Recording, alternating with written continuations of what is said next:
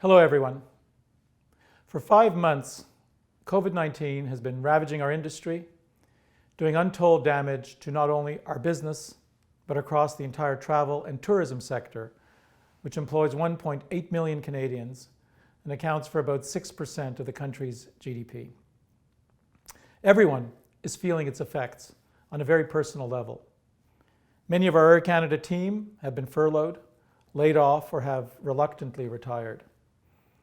Others are taking wage reductions or working reduced schedules. Many are working from home.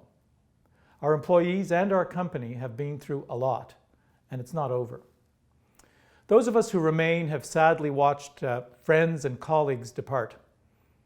We've lost some incredible talent throughout our amazing company.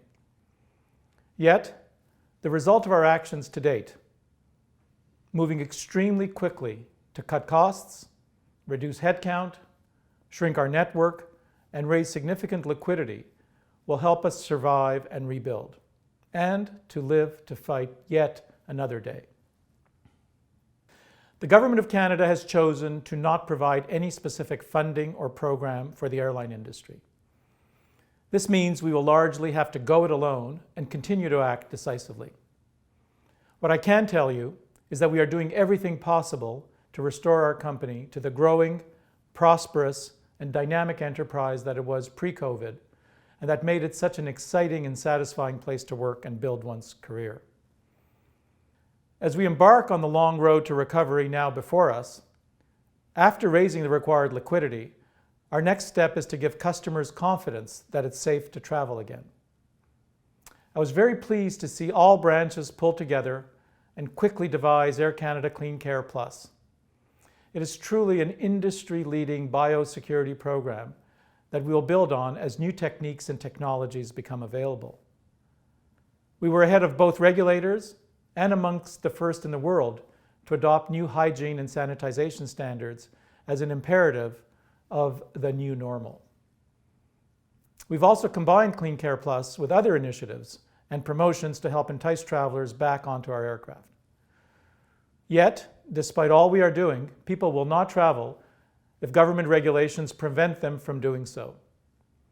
Currently, there remain in Canada restrictions on domestic, transborder, and international travel, quarantine requirements for international arrivals, and other policies that the federal and provincial governments have put in place that severely constrain air travel. Similar restrictions are being eased in other parts of the world, and we are actively encouraging our governments to do likewise. You can help us through your MPs, MLAs, contacts, and social media channels by visiting the Time to Travel website and using the hashtag Time to Travel. While biosafety must remain paramount, there's a growing feeling worldwide that the time has come to relax these restrictions in a smart and measured way. Our employees are relying on it, Canadians want it, and the Canadian economy depends on it. Support for this is broad-based. Over 120 leaders from Canada's travel and tourism sector have signed an open letter to the Prime Minister and all provincial premiers. Major corporations from other industries in Canada have also joined this dialogue to encourage the return of business travel. We recently announced an abridged summer schedule, supported by our Ready for Takeoff campaign, and we should all be encouraged. Although our capacity remains only a fraction of what it once was, it has more than doubled from the lows of the second quarter. But we need a collective courage to work through these enormous challenges that will be with us in the months ahead.